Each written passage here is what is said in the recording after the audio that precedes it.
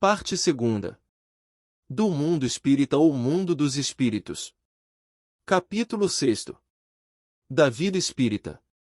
Espíritos errantes. 223 A alma reencarna logo depois de se haver separado do corpo? Algumas vezes reencarna imediatamente, porém, de ordinário só o faz depois de intervalos mais ou menos longos. Nos mundos superiores, a reencarnação é quase sempre imediata. Sendo aí menos grosseira a matéria corporal, o espírito, quando encarnado nesses mundos, goza quase que de todas as suas faculdades de espírito, sendo seu estado normal o dos sonâmbulos lúcidos entre vós. 224. Que é a alma no intervalo das encarnações? Espírito errante, que aspira a novo destino, que espera. Quanto podem durar esses intervalos? Desde algumas horas até alguns milhares de séculos. Propriamente falando, não há extremo limite estabelecido para o estado de erraticidade, que pode prolongar-se muitíssimo, mas que nunca é perpétuo. Cedo ou tarde, o espírito terá que volver a uma existência apropriada a purificá-lo das máculas de suas existências precedentes.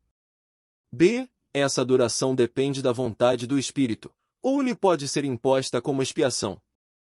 É uma consequência do livre-arbítrio. Os espíritos sabem perfeitamente o que fazem. Mas, também, para alguns, constitui uma punição que Deus lhes inflige. Outros pedem que ela se prolongue, a fim de continuarem estudos que só na condição de espírito livre podem efetuar-se com proveito. 225 A erraticidade é, por si só, um sinal de inferioridade dos espíritos? Não, porquanto há espíritos errantes de todos os graus. A encarnação é um estado transitório, já o dissemos. O espírito se acha no seu estado normal, quando liberto da matéria. 226 Poder-se-á dizer que são errantes todos os espíritos que não estão encarnados? Sim, com relação aos que tenham de reencarnar. Não são errantes, porém, os espíritos puros, os que chegaram à perfeição. Esses se encontram no seu estado definitivo. No tocante às qualidades íntimas, os espíritos são de diferentes ordens, ou graus, pelos quais vão passando sucessivamente, à medida que se purificam. Com relação ao estado em que se acham, podem ser encarnados, isto é, ligados a um corpo, errantes, isto é, sem corpo material e aguardando nova encarnação para se melhorarem, espíritos puros, isto é, perfeitos, não precisando mais de encarnação. 227 De que modo se instruem os espíritos errantes? Certo não o fazem do mesmo modo que nós outros? Estudam e procuram meios de elevar-se. Veem, observam o que ocorre nos lugares aonde vão, ouvem os discursos dos homens doutos e os conselhos dos espíritos mais elevados e tudo isso lhes incute ideias que antes não tinham. 228 Conservam os espíritos algumas de suas paixões humanas? Com o invólucro material os espíritos elevados deixam as paixões mais e só guardam a do bem. Quanto aos espíritos inferiores, esses as conservam, pois do contrário pertenceriam à primeira ordem. 229 Porque, deixando a terra, não deixam aí os espíritos todas as más paixões, uma vez que eles reconhecem os inconvenientes. Vês nesse mundo pessoas excessivamente invejosas. Imaginas que, mal o deixam, perdem esse defeito? Acompanha os que da terra partem, sobretudo os que alimentaram paixões bem acentuadas, uma espécie de atmosfera que os envolve, conservando-lhes o que tem de mal, por não se achar o espírito inteiramente desprendido da matéria. Só por momentos ele entrevê a verdade, que assim lhe aparece como que para mostrar-lhe o bom caminho. 230 Na erraticidade, o espírito progride? Pode melhorar-se muito, tais sejam a vontade e o desejo que tenha de consegui-lo. Todavia, na existência corporal é que põe em prática as ideias que adquiriu. 231 São felizes ou desgraçados os espíritos errantes? Mais ou menos, conforme seus méritos.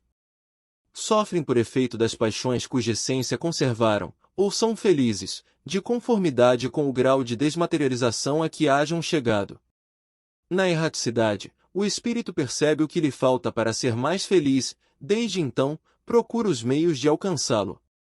Nem sempre, porém, é permitido reencarnar como fora de seu agrado, representando isso, para ele, uma punição. 232 Podem os espíritos errantes ir a todos os mundos? Conforme. Pelo simples fato de haver deixado o corpo, o espírito não se acha completamente desprendido da matéria e continua a pertencer ao mundo onde acabou de viver, ou a outro do mesmo grau, a menos que, durante a vida, se tenha elevado, o que, aliás, constitui o objetivo para que deve entender seus esforços, pois, do contrário, nunca se aperfeiçoaria. Pode, no entanto, ir a alguns mundos superiores, mas na qualidade de estrangeiro. A bem dizer, consegue apenas entrevê-los, donde lhe nasce o desejo de melhorar-se, para ser digno da felicidade de que gozam os que os habitam, para ser digno também de habitá-los mais tarde. 233 Os espíritos já purificados descem aos mundos inferiores? Fazem-no frequentemente, com o fim de auxiliar-lhes o progresso. A não ser assim, esses mundos estariam entregues a si mesmos, sem guias para dirigi-los. Mundos transitórios. 234 De fato, como já foi dito, mundos que servem de estações ou pontos de repouso aos espíritos errantes. Sim, há mundos particularmente destinados aos seres errantes, mundos que lhes podem servir de habitação temporária, espécies de bivaques, de campos onde descansem de uma demasiado longa erraticidade, estado este sempre um tanto penoso. São, entre os outros mundos, posições intermédias, graduadas de acordo com a natureza dos espíritos que a elas podem ter acesso e onde eles gozam de maior ou menor bem-estar. Os espíritos que habitam esses mundos podem deixá-los livremente?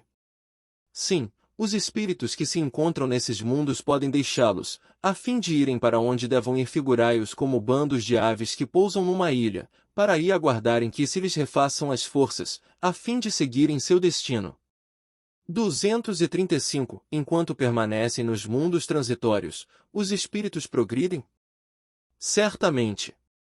Os que vão a tais mundos levam o objetivo de se instruírem e de poderem mais facilmente obter permissão para passar a outros lugares melhores e chegar à perfeição que os eleitos atingem.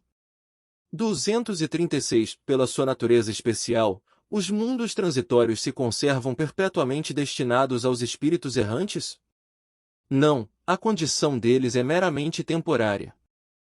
Esses mundos são ao mesmo tempo habitados por seres corpóreos? Não, estéril é neles a superfície. Os que os habitam de nada precisam. É permanente essa esterilidade e decorre da natureza especial que apresentam? Não, são estéreis transitoriamente. Os mundos dessa categoria carecem então de belezas naturais? A natureza reflete as belezas da imensidade, que não são menos admiráveis do que aquilo a que dais o nome de belezas naturais. Sendo transitório o estado de semelhantes mundos, a Terra pertencerá algum dia ao número deles? Já pertenceu. E, em que época? Durante a sua formação. Nada é inútil em a natureza, tudo tem um fim, uma destinação. Em lugar algum ao vazio, tudo é habitado, a vida em toda parte. Assim, durante a dilatada sucessão dos séculos que passaram antes do aparecimento do homem na Terra, durante os lentos períodos de transição que as camadas geológicas atestam, antes mesmo da formação dos primeiros seres orgânicos, naquela massa informe, naquele árido caos, onde os elementos se achavam em confusão, não havia ausência de vida. Seres isentos das nossas necessidades, das nossas sensações físicas, lá encontravam refúgio. Quis Deus que, mesmo assim, ainda imperfeita, a Terra servisse para alguma coisa. Quem ousaria afirmar que, entre os milhares de mundos que giram na imensidade, um dos menores, perdido no seio da multidão infinita deles, goza do privilégio exclusivo de ser povoado? Qual então a utilidade dos demais? Tê-los-ia Deus feito unicamente para nos recrearem à vista? Suposição absurda, incompatível com a sabedoria que esplende em todas as suas obras e inadmissível desde que ponderemos na existência de todos os que não podemos perceber. Ninguém contestará que, nesta ideia da existência de mundos ainda impróprios para a vida material e, não obstante, já povoados de seres vivos apropriados a tal meio, há qualquer coisa de grande e sublime, em que talvez se encontre a solução de mais de um problema. Percepções, sensações e sofrimentos dos espíritos. 237 Uma vez de volta ao mundo dos espíritos, conserva a alma as percepções que tinha na terra? Sim, além de outras de que aí não dispunha, porque o corpo, qual véu sobre elas lançado, as obscurecia. A inteligência é um atributo, que tanto mais livremente se manifesta no espírito, quanto menos entraves tenha que vencer. 238 São ilimitadas as percepções e os conhecimentos dos espíritos? Numa palavra, eles sabem tudo? Quanto mais se aproximam da perfeição, tanto mais sabem. Se são espíritos superiores, sabem muito. Os espíritos inferiores são mais ou menos ignorantes acerca de tudo. 239 Conhecem os espíritos o princípio das coisas? Conforme a elevação e a pureza que hajam atingido.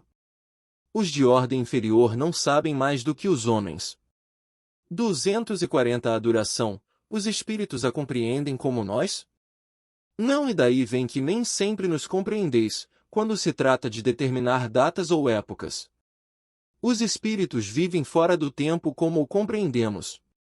A duração, para eles, deixa, por assim dizer, de existir. Os séculos, para nós tão longos, não passam, aos olhos deles, de instantes que se movem na eternidade, do mesmo modo que os relevos do solo se apagam e desaparecem para quem se eleva no espaço. 241 Os espíritos fazem do presente mais precisa e exata ideia do que nós? Do mesmo modo que aquele, que vê bem, faz mais exata ideia das coisas do que o cego. Os espíritos veem o que não vedes. Tudo apreciam, pois, diversamente do modo por que o fazeis. Mas, também isso depende da elevação deles. 242 Como é que os espíritos têm conhecimento do passado? E esse conhecimento lhes é ilimitado? O passado, quando com ele nos ocupamos, é presente. Verifica-se então, precisamente, o que se passa contigo quando recordas qualquer coisa que te impressionou no curso do teu exílio. Simplesmente, como já nenhum véu material nos tolda a inteligência, lembramo-nos mesmo daquilo que se te apagou da memória. Mas, nem tudo os espíritos sabem, a começar pela própria criação. 243 E o futuro, os espíritos o conhecem? Ainda isto depende da elevação que tenham conquistado. Muitas vezes, apenas o entreveem, porém nem sempre lhes é permitido revelá-lo. Quando o veem, parece-lhes presente. À medida que se aproxima de Deus, tanto mais claramente o espírito descortina o futuro. Depois da morte, a alma vê e apreende num golpe de vista suas passadas migrações, mas não pode ver o que Deus lhe reserva. Para que tal aconteça, preciso é que, ao cabo de múltiplas existências, se haja integrado nele. Os espíritos que alcançaram a perfeição absoluta têm conhecimento completo do futuro? Completo não se pode dizer, por isso que só Deus é soberano Senhor e ninguém o pode igualar. 244 Os espíritos veem a Deus? Só os espíritos superiores o veem e compreendem. Os inferiores o sentem e adivinham. Quando um espírito inferior diz que Deus lhe proíbe ou permite uma coisa, como sabe que isso lhe vem dele? Ele não vê a Deus, mas sente a sua soberania e, quando não deva ser feita alguma coisa ou dita uma palavra, percebe, como por intuição, a proibição de fazê-la ou dizê-la. Não tendes vós mesmos pressentimentos, que se vos afiguram avisos secretos, para fazerdes, ou não, isto ou aquilo? O mesmo nos acontece, se bem que em grau mais alto, pois compreendes que, sendo mais sutil do que as vossas a essência dos espíritos, podem estes receber melhor as advertências divinas. Deus transmite diretamente a ordem ao espírito, ou por intermédio de outros espíritos. Ela não lhe vem direta de Deus. Para se comunicar com Deus, é-lhe necessário ser digno. Deus lhe transmite suas ordens por intermédio dos espíritos imediatamente superiores em perfeição e instrução. 245. O espírito tem circunscrita a visão como os seres corpóreos? Não, ela reside em todo ele. 246. Precisam da luz para ver? Veem por si mesmos, sem precisarem de luz exterior. Para os espíritos, não há trevas, salvo as em que podem achar-se por expiação. 247. Para verem o que se passa em dois pontos diferentes, precisam transportar-se a esses pontos? Podem, por exemplo, ver simultaneamente nos dois hemisférios do globo? Como o espírito se transporta aonde queira, com a rapidez do pensamento, pode-se dizer que vê em toda parte ao mesmo tempo. Seu pensamento é suscetível de irradiar, dirigindo-se a um tempo para muitos pontos diferentes, mas esta faculdade depende da sua pureza. Quanto menos puro é o espírito, tanto mais limitada tem a visão. Só os espíritos superiores podem com a vista abranger um conjunto. No espírito, a faculdade de ver é uma propriedade inerente à sua natureza e que reside em todo o seu ser, como a luz reside em todas as partes de um corpo luminoso. É uma espécie de lucidez universal que se estende a tudo, que abrange simultaneamente o espaço, os tempos e as coisas, lucidez para a qual não há trevas, nem obstáculos materiais. Compreende-se que deva ser assim. No homem, a visão se dá pelo funcionamento de um órgão que a luz impressiona. Daí se segue que, não havendo luz, o homem fica na obscuridade. No espírito, como a faculdade de ver constitui um atributo seu, abstração feita de qualquer agente exterior, a visão independe da luz, veja-se, ubiquidade, m graus 92. 248. O espírito vê as coisas tão distintamente como nós? Mais distintamente, pois que sua vista penetra onde a vossa não pode penetrar. Nada a obscurece. 249. Percebe os sons? Sim, percebe mesmo sons imperceptíveis para os vossos sentidos obtusos. No espírito, a faculdade de ouvir está em todo ele, como há de ver.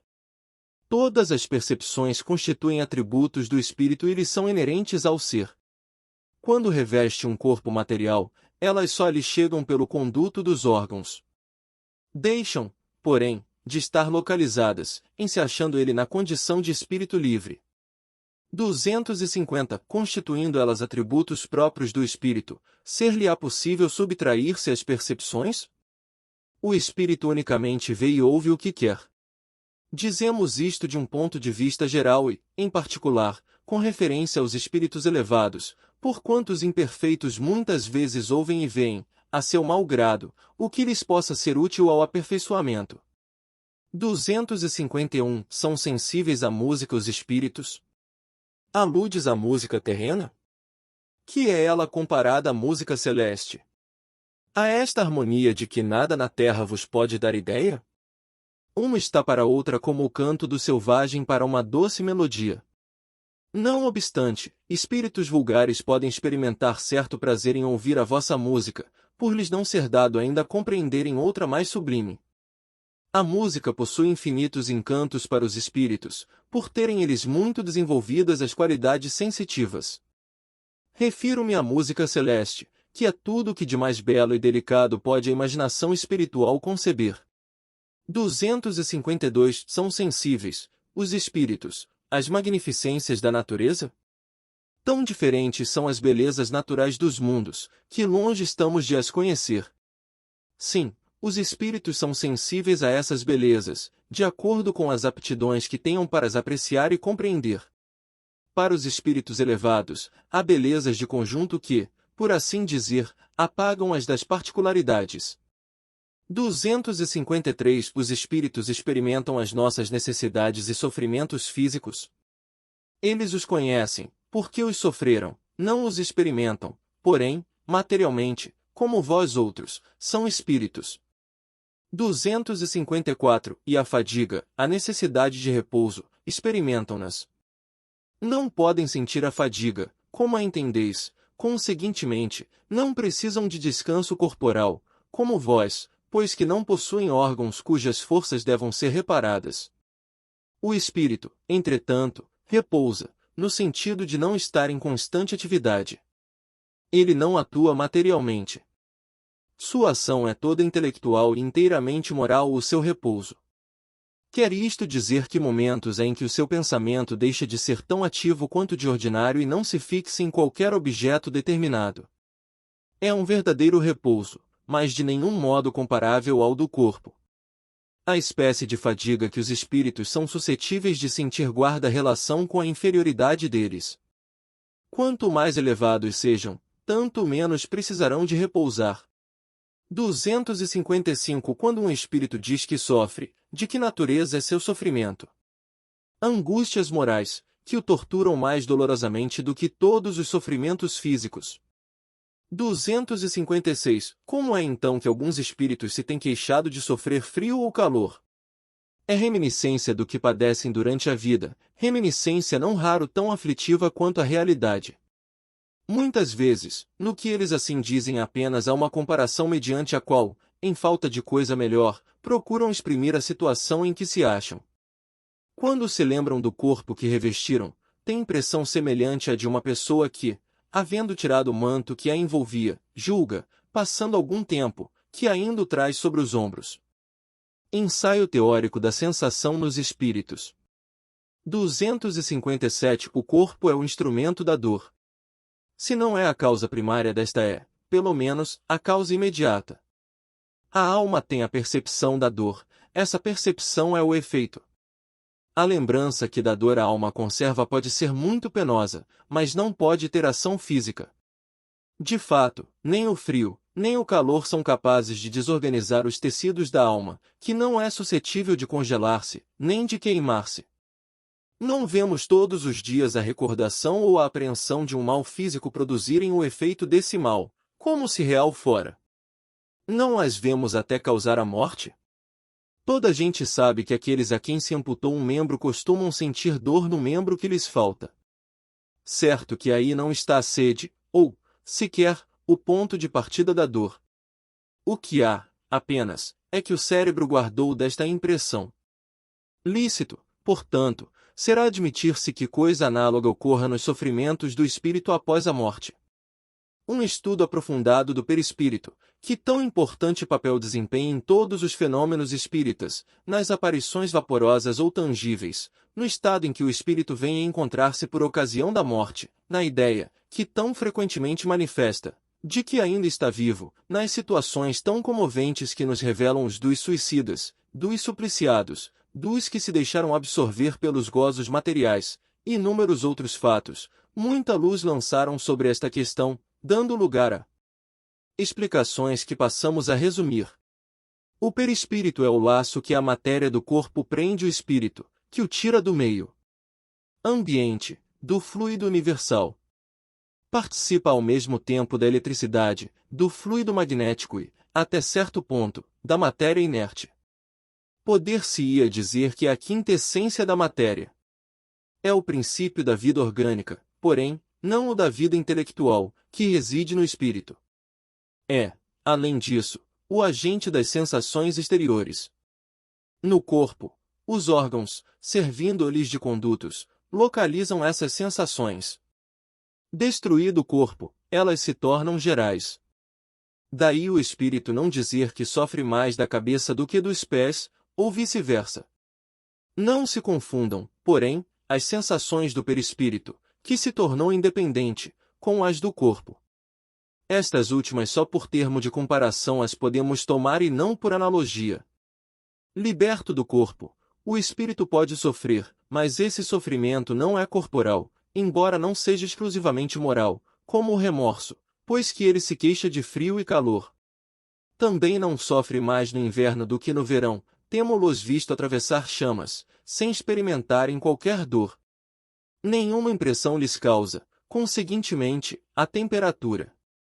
A dor que sentem não é, pois, uma dor física propriamente dita, é um vago sentimento íntimo, que o próprio espírito nem sempre compreende bem, precisamente porque a dor não se acha localizada e porque não a produzem agentes exteriores. É mais uma reminiscência do que uma realidade, reminiscência, porém, igualmente penosa.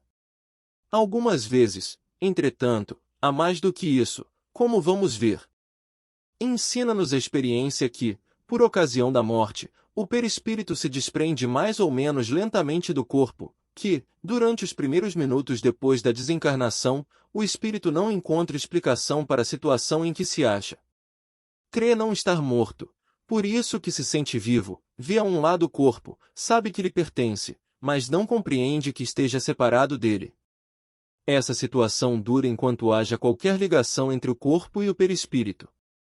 Disse-nos, certa vez, um suicida: não estou morto. E acrescentava: no entanto, sinto os vermes a me roerem. Ora, indubitavelmente, os vermes não lhe roíam o perispírito e ainda menos o espírito, roíam-lhe apenas o corpo. Como, porém, não era completa a separação do corpo e do perispírito, uma espécie de repercussão moral se produzia, transmitindo ao espírito o que estava ocorrendo no corpo. Repercussão talvez não seja o termo próprio, porque pode induzir a suposição de um efeito muito material.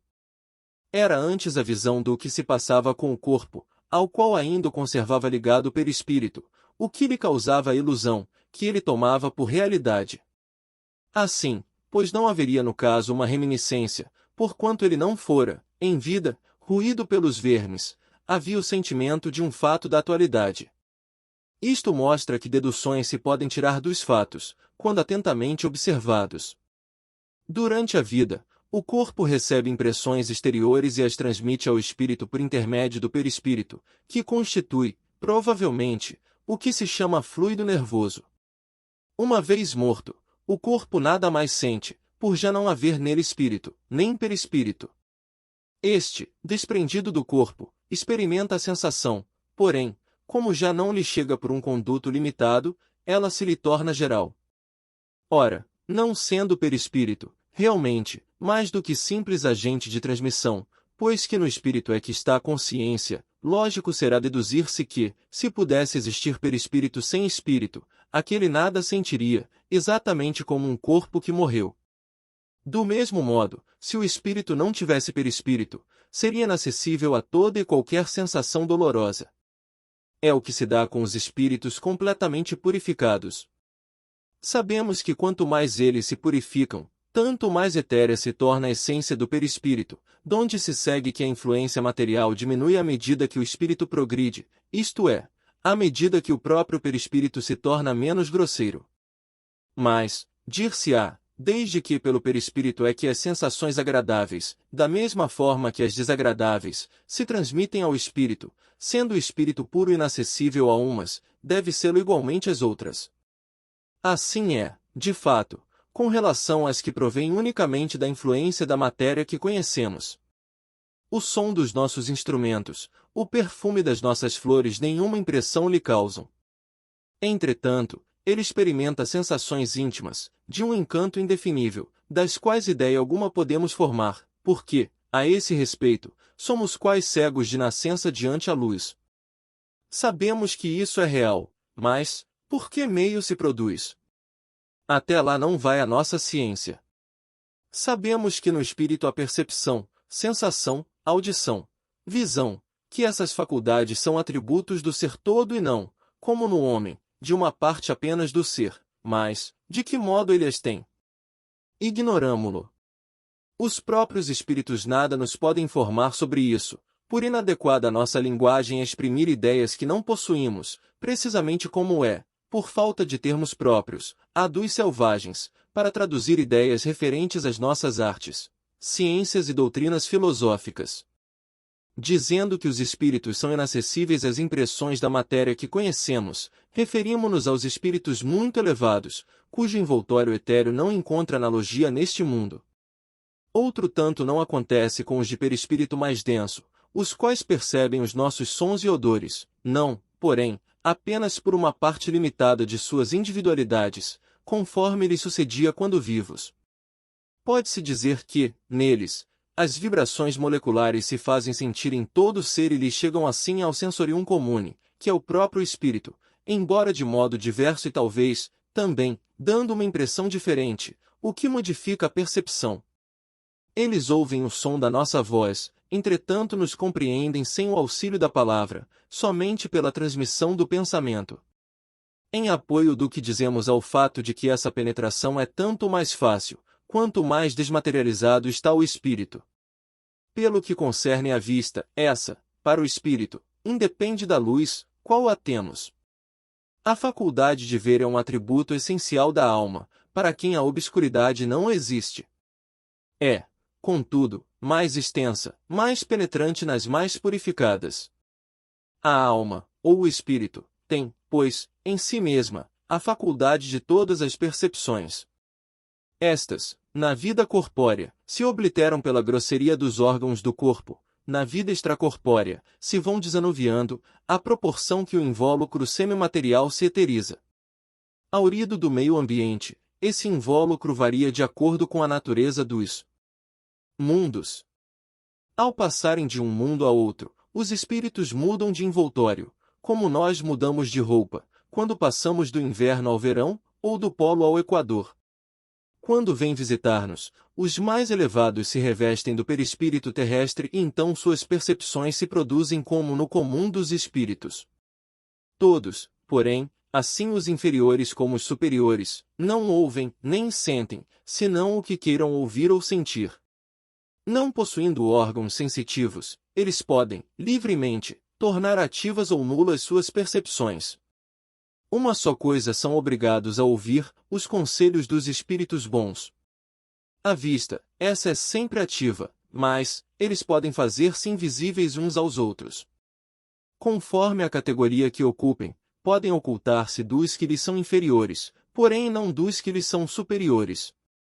Nos primeiros instantes que se seguem à morte, a visão do espírito é sempre turbada e confusa.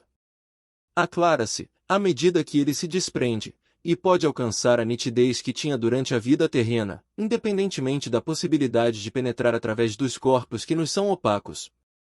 Quanto à sua extensão através do espaço indefinito, do futuro e do passado, depende do grau de pureza e de elevação do espírito.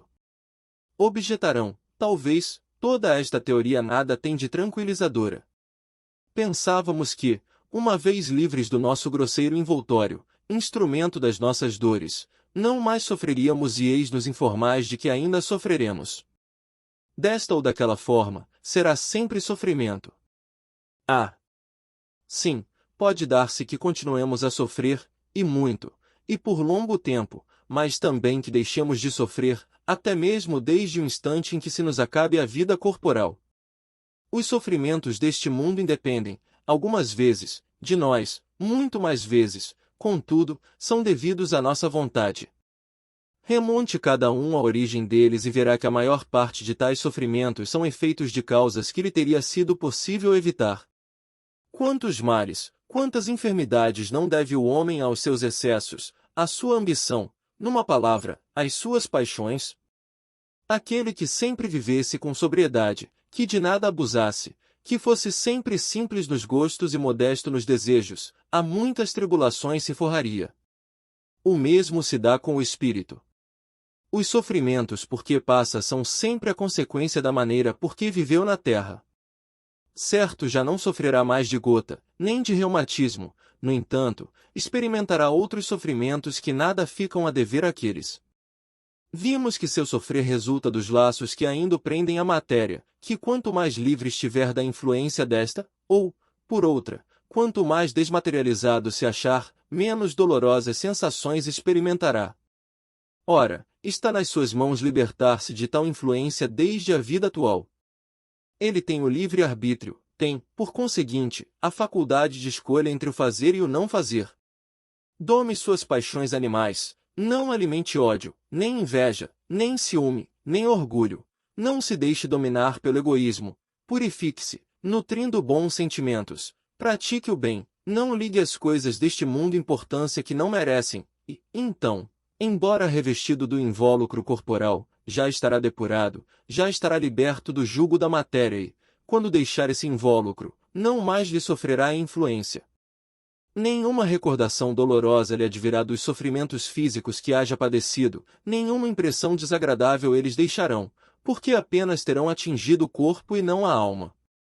Sentir-se-á feliz por se haver libertado deles e a paz da sua consciência o isentará de qualquer sofrimento moral. Interrogamos, aos milhares, espíritos que na Terra pertenceram a todas as classes da sociedade, ocuparam todas as posições sociais, estudamo-los em todos os períodos da vida espírita, a partir do momento em que abandonaram o corpo. Acompanhamo-los passo a passo na vida de além-túmulo, para observar as mudanças que se operavam neles, nas suas ideias, nos seus sentimentos, e sob esse aspecto, não foram os que aqui se contaram entre os homens mais vulgares os que nos proporcionaram menos preciosos elementos de estudo. Ora, notamos sempre que os sofrimentos guardavam relação com o proceder que eles tiveram e cujas consequências experimentavam, que a outra vida é fonte de inefável ventura para os que seguiram o bom caminho. Deduz-se daí que, aos que sofrem, isso acontece porque o quiseram, que, portanto, só de si mesmos se devem queixar, quer no outro mundo, quer neste. Escolha das provas. 258 Quando na erraticidade, antes de começar nova existência corporal, tem o espírito consciência e previsão do que lhe sucederá no curso da vida terrena? Ele próprio escolhe o gênero de provas porque há de passar e nisso consiste o seu livre-arbítrio.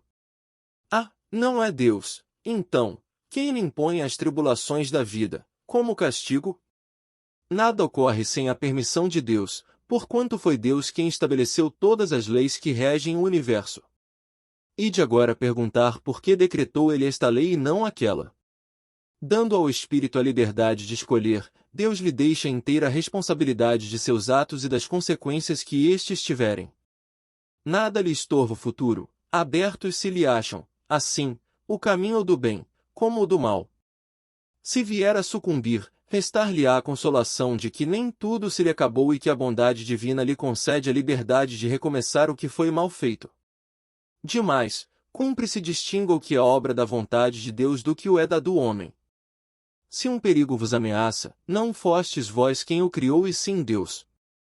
Vosso, porém, foi o desejo de a ele vos expordes, por haverdes visto nisso um meio de progredirdes, e Deus o permitiu.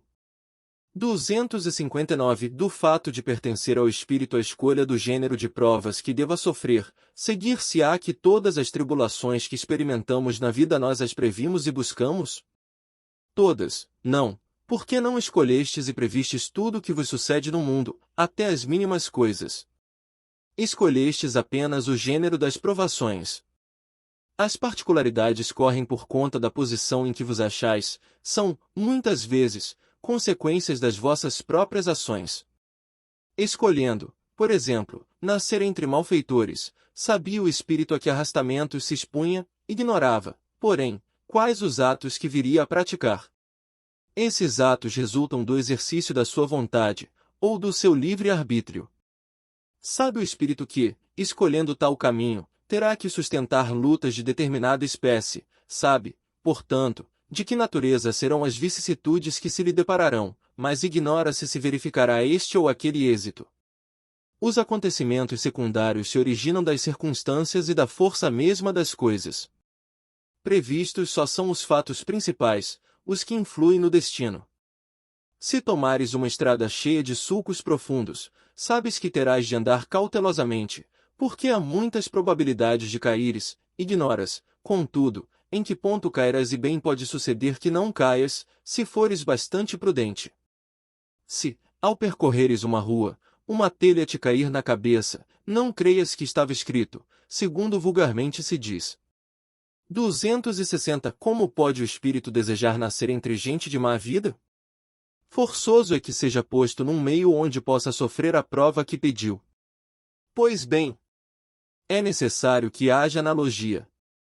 Para lutar contra o instinto do roubo, preciso é que se ache em contato com gente dada à prática de roubar. Assim, se não houvesse na terra gente de maus costumes, o espírito não encontraria aí meio apropriado ao sofrimento de certas provas. E seria isso de lastimar-se? É o que ocorre nos mundos superiores, onde o mal não penetra. Eis porque nesses mundos só há espíritos bons. Fazei que em breve o mesmo se dê na terra.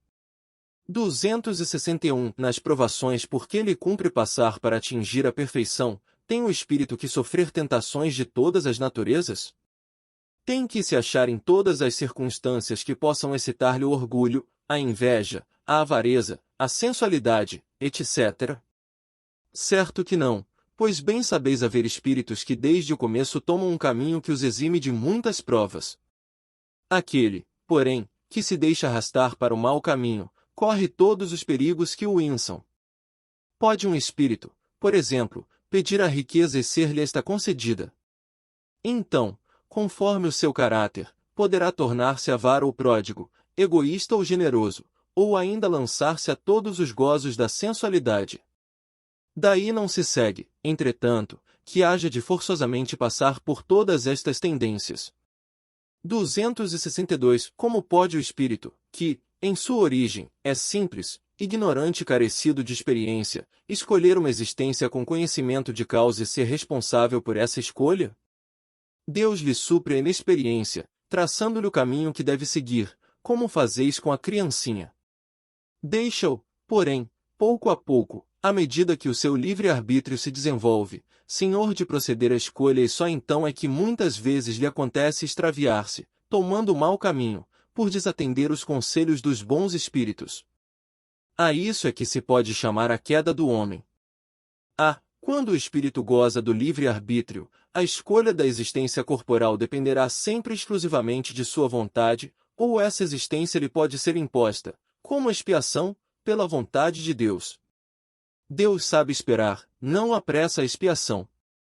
Todavia, pode impor certa existência a um espírito, quando este, pela sua inferioridade ou má vontade, não se mostra apto a compreender o que lhe seria mais útil, e quando vê que tal existência servirá para a purificação e o progresso do espírito, ao mesmo tempo que lhe sirva de expiação. 263. O espírito faz a sua escolha logo depois da morte? Não, muitos acreditam na eternidade das penas, o que, como já se vos disse, é um castigo. 264. Que é o que dirige o espírito na escolha das provas que queira sofrer? Ele escolhe, de acordo com a natureza de suas faltas, as que o levem à expiação destas e a progredir mais depressa.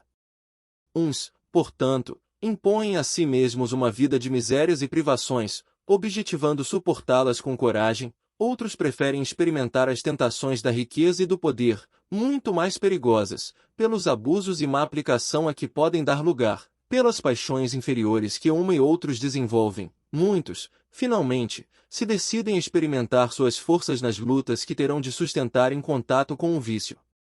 265. Havendo espíritos que, por provação, escolhem o contato do vício, outros não haverá que o busquem por simpatia e pelo desejo de viverem num meio conforme aos seus gostos, ou para poderem entregar-se materialmente a seus pendores materiais.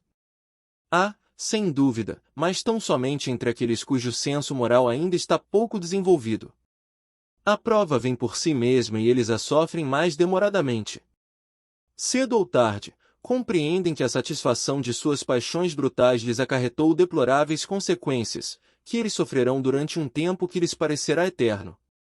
E Deus os deixará nessa persuasão, até que se tornem conscientes da falta em que incorreram e peçam, por impulso próprio, lhes seja concedido resgatá-la, mediante úteis provações. 266. Não parece natural que se escolham as provas menos dolorosas? Pode parecer-vos a vós, ao espírito, não. Logo que este se desliga da matéria, cessa toda ilusão e outra passa a ser a sua maneira de pensar. Sob a influência das ideias carnais, o homem, na terra, só vê das provas o lado penoso. Tal a razão de lhe parecer natural sejam escolhidas as que, do seu ponto de vista, podem coexistir com os gozos materiais. Na vida espiritual, porém, compara esses gozos fugazes e grosseiros com a inalterável felicidade que lhe é dado entrever e desde logo nenhuma impressão mais lhe causam os passageiros sofrimentos terrenos.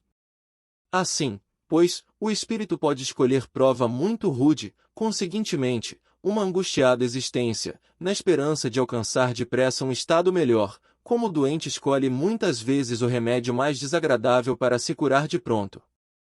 Aquele que intenta ligar seu nome à descoberta de um país desconhecido não procura trilhar estrada florida. Conhece os perigos a que se arrisca, mas também sabe que o espera a glória, se lograr bom êxito. A doutrina da liberdade que temos de escolher as nossas existências e as provas que devamos sofrer deixa de parecer singular, desde que se atenda que os espíritos, uma vez desprendidos da matéria, apreciam as coisas de modo diverso da nossa maneira de apreciá-los. Divisam a meta, que bem diferente é para eles dos gozos fugitivos do mundo. Após cada existência, veem o passo que deram e compreendem o que ainda lhes falta em pureza para atingirem aquela meta. Daí o se submeterem voluntariamente a todas as vicissitudes da vida corpórea, solicitando as que possam fazer que a alcancem mais presto. Não há, pois, motivo de espanto no fato de o espírito não preferir a existência mais suave. Não lhe é possível, no estado de imperfeição em que se encontra, gozar de uma vida isenta de amarguras. Ele o percebe, precisamente para chegar a fruí-la, é que trata de se melhorar. Não vemos, aliás, todos os dias, exemplos de escolhas tais? Que faz o homem que passa uma parte de sua vida a trabalhar sem trégua, nem descanso, para reunir haveres que lhe assegurem o bem-estar, se não desempenhar uma tarefa que a si mesmo se impôs, tendo em vista melhor futuro? O militar que se oferece para uma perigosa missão, o navegante que afronta não menores perigos, por amor da ciência ou no seu próprio interesse, que fazem, também eles, se não sujeitar-se a provas voluntárias, de que lhes advirão honras e proveito, se não sucumbirem. A que se não submete ou expõe um homem pelo seu interesse ou pela sua glória? E os concursos não são também todos provas voluntárias a que os concorrentes se sujeitam, com o fito de avançarem na carreira que escolheram? Ninguém galga qualquer posição nas ciências, nas artes, na indústria, senão passando pela série das posições inferiores, que são outras tantas provas. A vida humana é, pois, cópia da vida espiritual, nela se nos deparam em ponto pequeno todas as peripécias da outra. Ora, se na vida terrena muitas vezes escolhemos duras provas, visando posição mais elevada, por que não haveria o espírito, que enxerga mais longe que o corpo e para quem a vida corporal é apenas incidente de curta duração, de escolher uma existência árdua e laboriosa, desde que o conduza à felicidade eterna?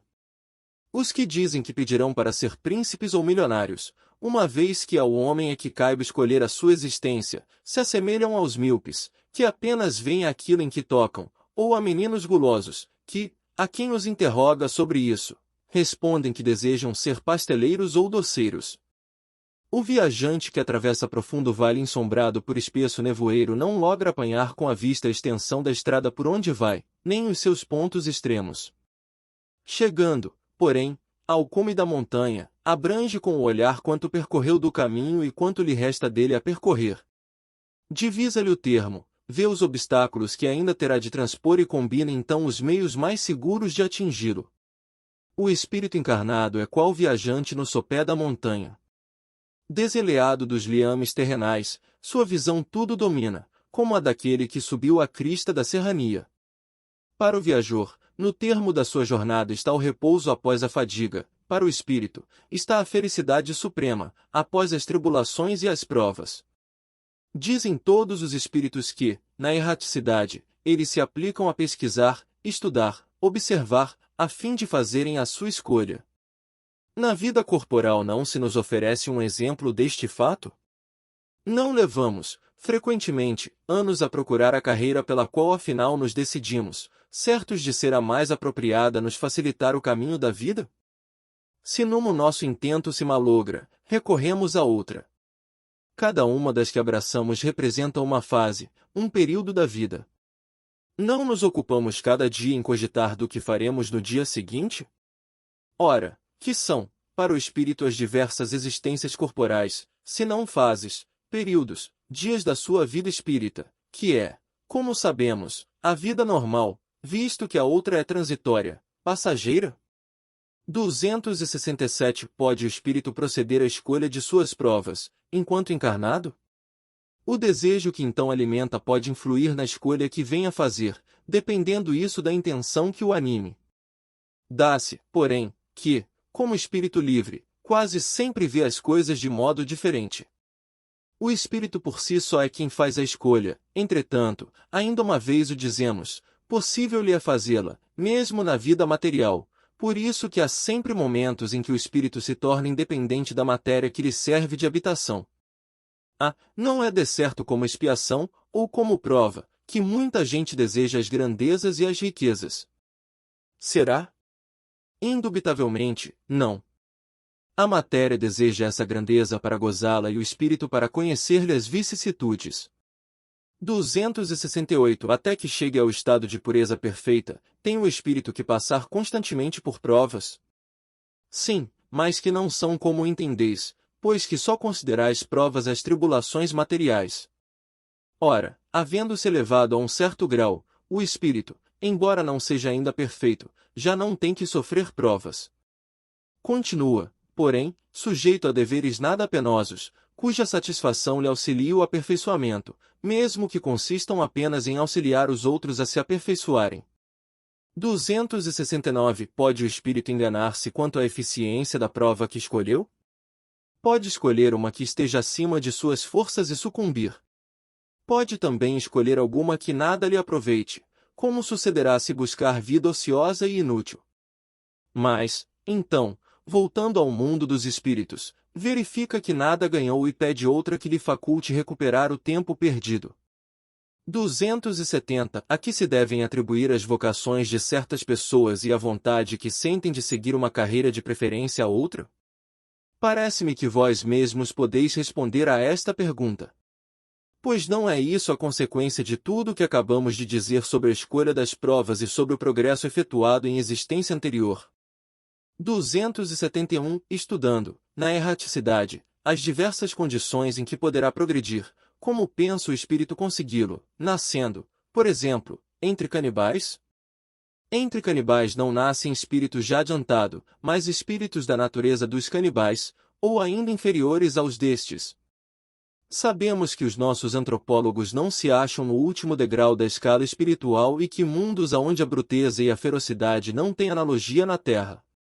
Os espíritos que aí encarnam são, portanto, inferiores aos mais ínfimos que no nosso mundo encarnam. Para eles, pois, nascer entre os nossos selvagens representa um progresso, como o progresso seria, para os antropófagos terrenos, exercerem entre nós uma profissão que os obrigasse a fazer correr sangue. Não podem pôr mais alto suas vistas, porque sua inferioridade moral não lhes permite compreender maior progresso. O espírito só gradativamente avança. Não lhe é dado transpor de um salto a distância que da civilização separa a barbárie e é esta uma das razões que nos mostram ser necessária a reencarnação, que verdadeiramente corresponde à justiça de Deus. De outro modo, que seria desses milhões de criaturas que todos os dias morrem na maior degradação, se não tivessem meios de alcançar a superioridade? Por que os privaria Deus dos favores concedidos aos outros homens? 272 Poderá dar-se que espíritos vindos de um mundo inferior à Terra, ou de um povo muito atrasado, como os canibais, por exemplo, nasçam no seio de povos civilizados. Pode. Alguns aqui se extraviam, por quererem subir muito alto. Mas, nesse caso, ficam deslocados no meio em que nasceram, por estarem seus costumes e instintos em conflito com os dos outros homens. Tais seres nos oferecem o triste espetáculo da ferocidade dentro da civilização. Voltando para o meio dos canibais, não sofrem uma degradação, apenas volvem ao lugar que lhes é próprio e com isso talvez até ganhem. 273 Será possível que um homem de raça civilizada reencarne, por exemplo, numa raça de selvagens? Mas depende do gênero da expiação. Um senhor, que tenha sido de grande crueldade para os seus escravos, poderá, por sua vez, tornar-se escravo e sofrer os maus tratos que infligiu a seus semelhantes. Que em certa época exerceu o mando, pode, em nova existência, ter que obedecer aos que se curvaram ante a sua vontade. Ser-lhe-á isso uma expiação, que Deus lhe imponha, se ele abusou do seu poder. Também um bom espírito pode querer encarnar no seio daquelas raças, ocupando posição influente, para fazê-las progredir. Em tal caso, desempenha uma missão. As relações no além-túmulo. 274 Da existência de diferentes ordens de espíritos, resulta para estes alguma hierarquia de poderes? Há entre eles subordinação e autoridade? muito grande. Os espíritos têm uns sobre os outros a autoridade correspondente ao grau de superioridade que hajam alcançado, a autoridade que eles exercem por um ascendente moral irresistível. Podem os espíritos inferiores subtrair-se à autoridade dos que lhes são superiores?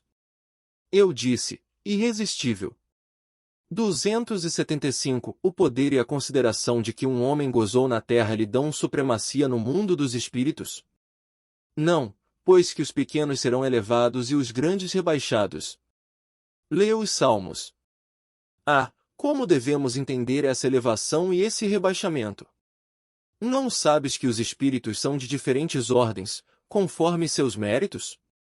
Pois bem, o maior da terra pode pertencer à última categoria entre os espíritos, ao passo que o seu servo pode estar na primeira. Compreendes isto? Não disse Jesus, aquele que se humilhar será exalçado e aquele que se exalçar será humilhado. 276. Aquele que foi grande na terra e que, como espírito, vem a achar-se entre os de ordem inferior, experimenta com isso alguma humilhação? Às vezes bem grande, mormente se era orgulhoso e invejoso. 277. O soldado que depois da batalha se encontra com o seu general, no mundo dos espíritos, ainda o tem por seu superior? O título nada vale, a superioridade real é que tem valor. 278. Os espíritos das diferentes ordens se acham misturados uns com os outros. Sim e não. Quer dizer, eles se veem, mas se distinguem uns dos outros. Evitam-se ou se aproximam, conforme a simpatia ou a antipatia que reciprocamente uns inspiram aos outros, tal qual sucede entre vós. Constituem um mundo do qual o vosso é pálido reflexo. Os da mesma categoria se reúnem por uma espécie de afinidade e formam grupos ou famílias, unidos pelos laços da simpatia e pelos fins a que visam, os bons, pelo desejo de fazerem o bem, os maus, pelo de fazerem o mal, pela vergonha de suas faltas e pela necessidade de se acharem entre os que se lhes assemelham. Tal uma grande cidade onde os homens de todas as classes e de todas as condições se veem e encontram, sem se confundirem, onde as sociedades se formam pela analogia dos gostos, onde a virtude e o vício se acotovelam, sem trocarem palavra. 279. Todos os espíritos têm reciprocamente acesso aos diferentes grupos ou sociedades que eles formam. Os bons vão a toda parte e assim deve ser, para que possam influir sobre os maus. As regiões, porém, que os bons habitam estão interditadas aos espíritos imperfeitos, a fim de que não as perturbem com suas paixões inferiores. 280. De que natureza são as relações entre os bons e os maus espíritos? Os bons se ocupam em combater as más inclinações dos outros, a fim de ajudá-los a subir. É a sua missão. 281. Por que os espíritos inferiores se comprazem em nos induzir ao mal? Pelo despeito que lhes causa não terem merecido estar entre os bons. O desejo que neles predomina é o de impedirem, quanto possam, que os espíritos ainda inexperientes alcancem o supremo bem. Querem que os outros experimentem o que eles próprios experimentam. Isto não se dá também entre vós outros? 282. Como se comunicam entre si os espíritos? Eles se veem e se compreendem. A palavra é material, é o reflexo do espírito. O fluido universal estabelece entre eles constante comunicação, é o veículo da transmissão de seus pensamentos, como, para vós, o aro é do som. É uma espécie de telégrafo universal, que liga todos os mundos e permite que os espíritos se correspondam de um mundo a outro. 283. Podem os espíritos, reciprocamente, dissimular seus pensamentos? Podem ocultar-se uns dos outros? Não, para os espíritos, tudo é patente, sobretudo para os perfeitos. Podem afastar-se uns dos outros, mas sempre se veem. Isto, porém, não constitui regra absoluta, porquanto certos espíritos podem muito bem tornar-se invisíveis a outros espíritos, se julgarem útil fazê-lo. 284. Como podem os espíritos, não tendo corpo, comprovar suas individualidades e distinguir-se dos outros seres espirituais que os rodeiam? Comprovam suas individualidades pelo perispírito, que os torna distinguíveis uns dos outros, como faz o corpo entre os homens. 285. Os espíritos se reconhecem por terem coabitado a terra? O filho reconhece o pai, o amigo reconhece o seu amigo? Perfeitamente e, assim, de geração em geração. Ah, como é que os que se conheceram na terra se reconhecem no mundo dos espíritos? Vemos a nossa vida pretérita e lemos nela como em um livro. Vendo a dos nossos amigos e dos nossos inimigos, aí vemos a passagem deles da vida corporal à outra. 286. Deixando seus despojos mortais, a alma vê imediatamente os parentes e amigos que a precederam no mundo dos espíritos.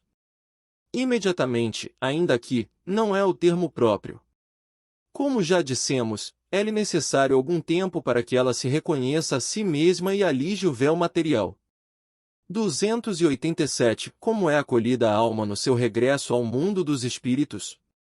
A do justo, como bem-amado irmão, desde muito tempo esperado. A do mal, como um ser desprezível. 288. Que sentimento desperta nos espíritos impuros a chegada entre eles de outro espírito mau? Os maus ficam satisfeitos quando veem seres que se lhes assemelham e privados, também, da infinita ventura, qual na terra um tratante entre seus iguais. 289. Nossos parentes e amigos costumam vir-nos ao encontro quando deixamos a terra? Sim, os espíritos vão ao encontro da alma a quem são afeiçoados. Felicitam-na, como se regressasse de uma viagem, por haver escapado aos perigos da estrada, e ajudam-na a desprender-se dos liames corporais. É uma graça concedida aos bons espíritos o lhes virem ao encontro os que os amam, ao passo que aquele que se acha maculado permanece em insulamento, ou só tem a rodeá-los que lhes são semelhantes. É uma punição. 290. Os parentes e amigos sempre se reúnem depois da morte? Depende isso da elevação deles e do caminho que seguem, procurando progredir. Se um está mais adiantado e caminha mais depressa do que outro, não podem os dois conservar-se juntos. Ver-se-ão de tempos a tempos, mas não estarão reunidos para sempre, senão quando puderem caminhar lado a lado, ou quando se houverem igualado na perfeição. Acresce que a privação de ver os parentes e amigos é, às vezes, uma punição. Relações de simpatia e de antipatia entre os espíritos. Metades eternas. 291. Além da simpatia geral, oriunda da semelhança que entre eles exista, votam-se os espíritos recíprocas afeições particulares? Do mesmo modo que os homens, sendo, porém, que mais forte é o laço que prende os espíritos uns aos outros, quando carentes de corpo material, por que então esse laço não se acha exposto às vicissitudes das paixões? 292. Alimentam ódio entre si os espíritos? Só entre os espíritos impuros há ódio, são eles que insuflam nos homens as inimizades e as dissensões. 293. Conservarão ressentimento um do outro, no mundo dos espíritos, dois seres que foram inimigos na terra? Não, compreenderão que era estúpido o ódio que se votavam e pueril o motivo que o inspirava. Apenas os espíritos imperfeitos conservam uma espécie de animosidade, enquanto se não purificam. Se foi unicamente um interesse material o que os inimizou, nisso não pensarão mais, por pouco desmaterializados que estejam. Não havendo entre eles antipatia e tendo deixado de existir a causa de suas desavenças, aproximam-se uns dos outros com prazer. Sucede como entre dois colegiais que, chegando à idade da ponderação, reconhecem a puerilidade de suas dissensões infantis e deixam de se malquerer. 294. A lembrança dos atos maus que dois homens praticaram um contra o outro constitui obstáculo a que entre eles reine simpatia? Essa lembrança os induz a se afastarem um do outro. 295. Que sentimento anima, depois da morte, aqueles a quem fizemos mal neste mundo? Se são bons, eles vos perdoam, segundo vosso arrependimento. Se maus, é possível que guardem ressentimento do mal que lhes fizestes e vos persigam até, não raro, em outra existência. Deus pode permitir que assim seja, por castigo. 296. São suscetíveis de alterar-se as afeições individuais dos espíritos? Não, por não estarem eles sujeitos a enganar-se. Falta-lhes a máscara sob que se escondem os hipócritas. Daí vem que, sendo puros, suas afeições são inalteráveis.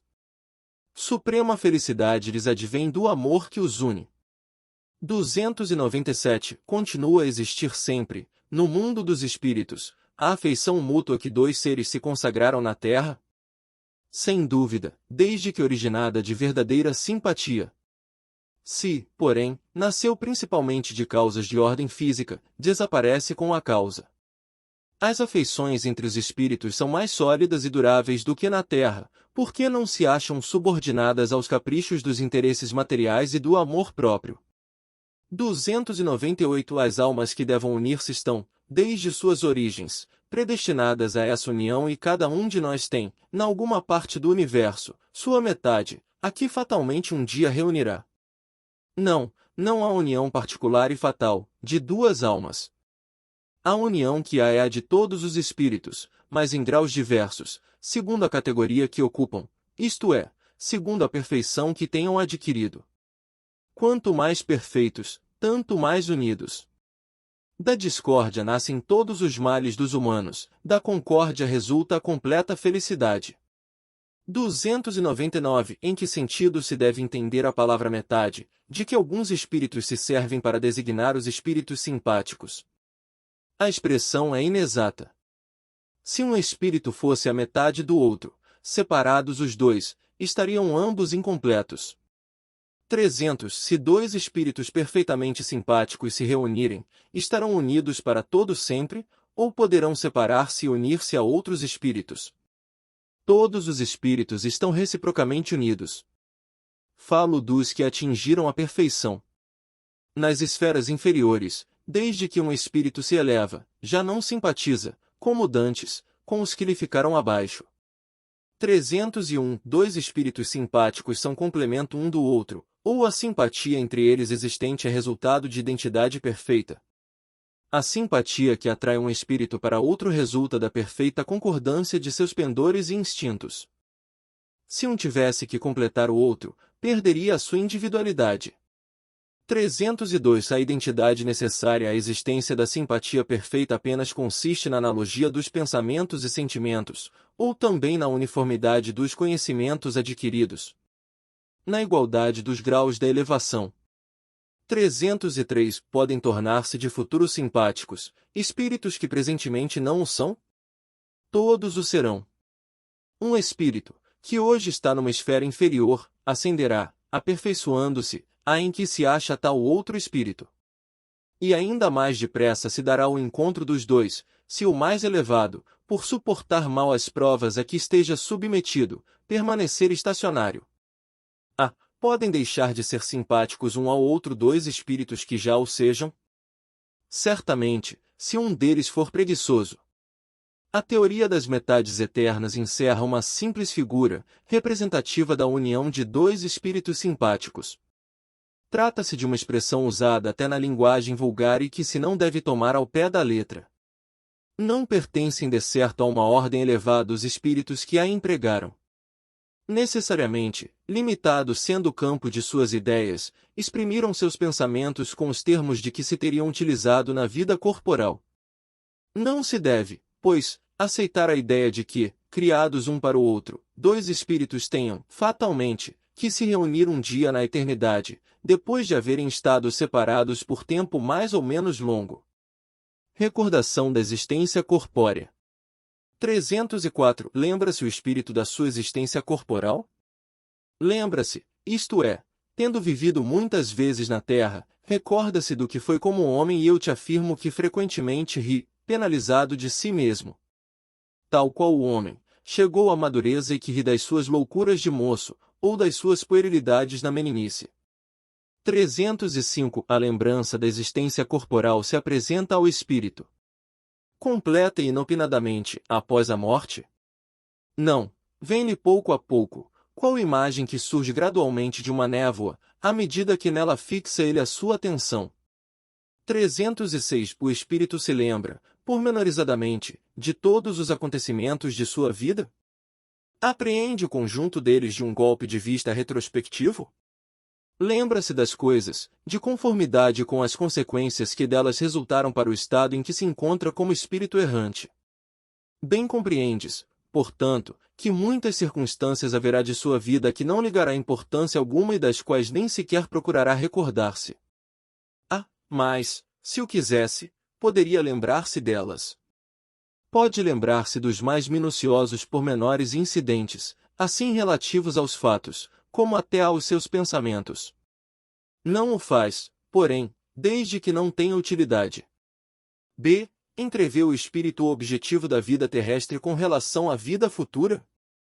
Certo que o vê e compreende muito melhor do que em vida do seu corpo. Compreende a necessidade da sua purificação para chegar ao infinito e percebe que em cada existência deixa algumas impurezas. 307. Como é que ao espírito se lhe desenha na memória a sua vida passada? Será por esforço da própria imaginação, ou como um quadro que se lhe apresenta à vista? De uma e outra formas. São-lhe como que presentes todos os atos de que tem interesse em lembrar-se. Os outros lhe permanecem mais ou menos vagos na mente, ou esquecidos de todo. Quanto mais desmaterializado estiver, tanto menos importância dará às coisas materiais. Essa a razão porque, muitas vezes, evocas um espírito que acabou de deixar a terra e verificas que não se lembra dos nomes das pessoas que lhe eram caras, nem de uma porção de coisas que te parecem importantes. É que tudo isso, pouco lhe importando, logo caiu em esquecimento. Ele só se recorda perfeitamente bem dos fatos principais que concorrem para a sua melhoria. 308 O espírito se recorda de todas as existências que precederam a que acaba de ter? Todo o seu passado se lhe desdobra à vista, quais a um viajor os trechos do caminho que percorreu. Mas, como já dissemos, não se recorda, de modo absoluto, de todos os seus atos. Lembra-se destes conformemente à influência que tiveram na criação do seu estado atual. Quanto às primeiras existências, as que se podem considerar a infância do espírito, essas se perdem no vago e desaparecem na noite do esquecimento.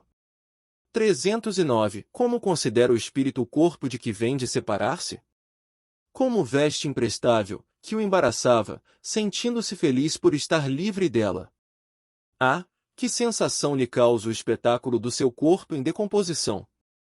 Quase sempre se conserva indiferente a isso, como a uma coisa que em nada o interessa. 310 Ao cabo de algum tempo, reconhecerá o espírito os ossos ou outros objetos que lhe tenham pertencido. Algumas vezes, dependendo do ponto de vista mais ou menos elevado, donde considere as coisas terrenas. 311 A veneração que se tenha pelos objetos materiais que pertenceram ao espírito lhe dá prazer e atrai a sua atenção para esses objetos?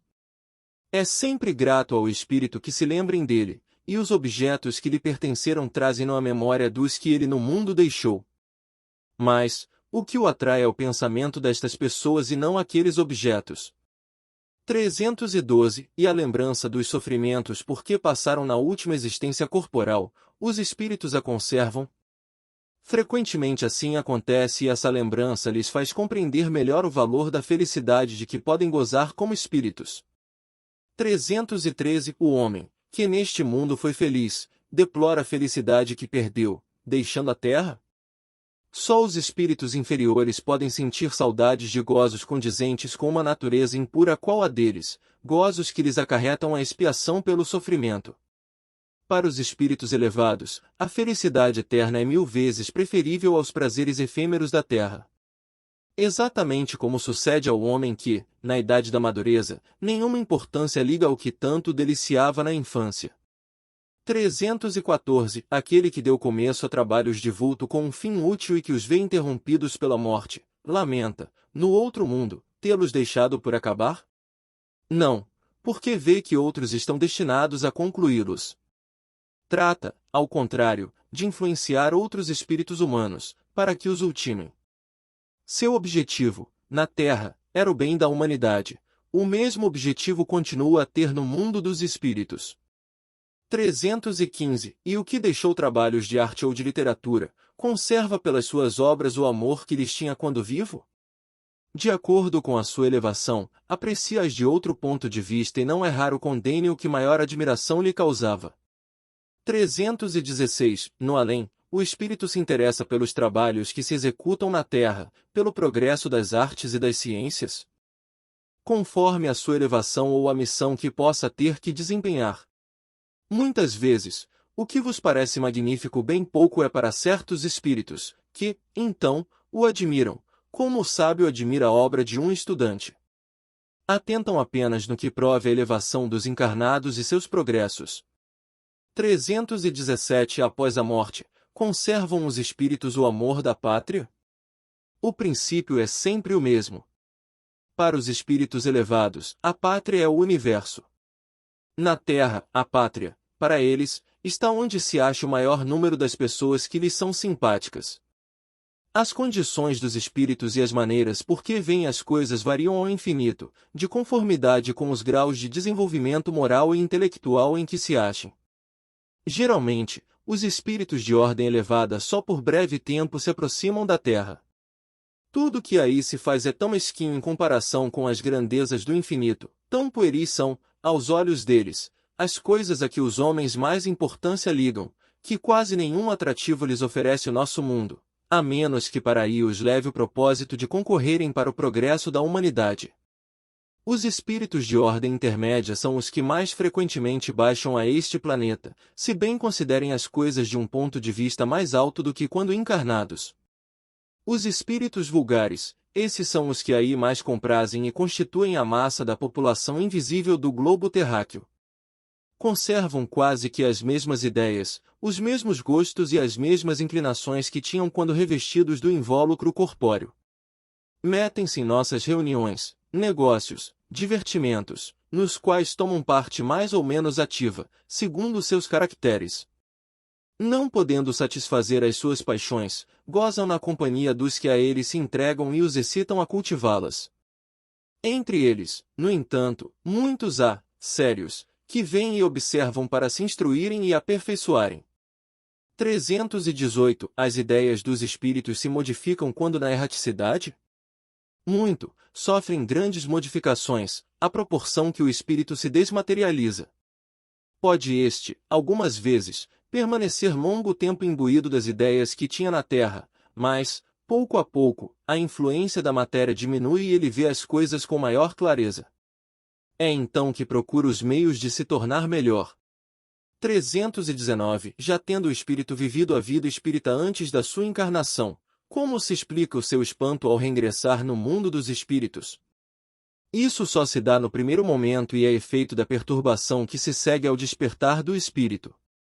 Mais tarde, ele se vai inteirando da sua condição, à medida que lhe volta a lembrança do passado e que a impressão da vida terrena se lhe apaga. NS 163 e seguintes. Comemoração dos mortos. Funerais. 320 Sensibiliza os espíritos o lembrarem-se deles os que lhes foram caros na terra? Muito mais do que podeis supor. Se são felizes, esse fato lhes aumenta a felicidade. Se são desgraçados, serve-lhes de lenitivo. 321 O dia da comemoração dos mortos é, para os espíritos, mais solene do que os outros dias? Apraz-lhes ir ao encontro dos que vão orar nos cemitérios sobre seus túmulos. Os espíritos acodem nesse dia ao chamado dos que da terra lhes dirigem seus pensamentos, como fazem noutro dia qualquer. Mas o de finados é, para eles, um dia especial de reunião junto de suas sepulturas. Nesse dia, em maior número se reúnem nas necrópolis, porque então também é maior, em tais lugares, o das pessoas que o chamam pelo pensamento. Porém, cada espírito vai lá somente pelos seus amigos e não pela multidão dos indiferentes. Sob que forma aí comparecem e como os veríamos, se pudessem tornar-se visíveis? Sob a que tinham quando encarnados. 322 E os esquecidos, cujos túmulos ninguém vai visitar, também lá, não obstante, comparecem e sentem algum pesar por verem que nenhum amigo se lembra deles? Que lhes importa a terra? Só pelo coração nos achamos a ela presos. Desde que aí ninguém mais lhe vota afeição, nada mais prende a esse planeta o espírito, que tem para si o universo inteiro. 323 A visita de uma pessoa a um túmulo causa maior contentamento ao espírito, cujos despojos corporais aí se encontrem, do que a prece que por ele faça essa pessoa em sua casa? Aquele que visita um túmulo apenas manifesta, por essa forma, que pensa no espírito ausente. A visita é a representação exterior de um fato íntimo. Já dissemos que a prece é que santifica o ato da rememoração. Nada importa o lugar, desde que é feita com o coração. 324. Os espíritos das pessoas a quem se erigem estátuas ou monumentos assistem à inauguração de umas e outros experimentam algum prazer nisso. Muitos comparecem a tais solenidades, quando podem, porém, menos os sensibiliza a homenagem que lhes prestam do que a lembrança que deles guardam os homens. 325. Qual a origem do desejo que certas pessoas exprimem de ser enterradas antes num lugar do que noutro? Será que preferirão, depois de mortas, vir a tal lugar? E essa importância dada a uma coisa tão material constitui indício de inferioridade do espírito? Afeição particular do espírito por determinados lugares, inferioridade moral. Que importa este ou aquele canto da terra a um espírito elevado? Não sabe ele que sua alma se reunirá às dos que lhe são caros, embora fiquem separados os seus respectivos ossos? Deve-se considerar futilidade a reunião dos despojos mortais de todos os membros de uma família? Não, é um costume piedoso e um testemunho de simpatia que dão os que assim procedem aos que lhes foram entes queridos. Conquanto destituída de importância para os espíritos, essa reunião é útil aos homens, mais concentradas se tornam suas recordações. 326. Comovem a alma que volta à vida espiritual as honras que lhe prestem aos despojos mortais? Quando já ascendeu a certo grau de perfeição, o espírito se acha escoimado de vaidades terrenas e compreende a futilidade de todas essas coisas. Porém, ficai sabendo, há espíritos que, nos primeiros momentos que se seguem à sua morte material, experimentam grande prazer com as honras que lhes tributam, ou se aborrecem com o pouco caso que façam de seus envoltórios corporais. É que ainda conservam alguns dos preconceitos desse mundo. 327. O espírito assiste ao seu enterro? Frequentemente assiste, mas, algumas vezes, se ainda está perturbado, não percebe o que se passa. Lisonjeia a concorrência de muitas pessoas ao seu enterramento? Mais ou menos, conforme o sentimento que as anima.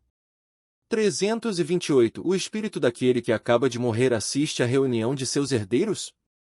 Quase sempre. Para seu ensinamento e castigo dos culpados, Deus permite que assim aconteça. Nessa ocasião, o espírito julga do valor dos protestos que lhe faziam.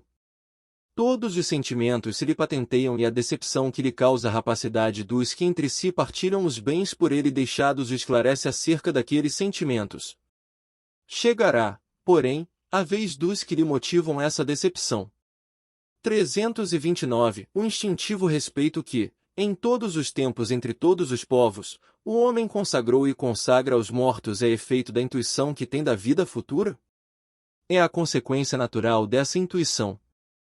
Se assim não fosse, nenhuma razão de ser teria esse respeito.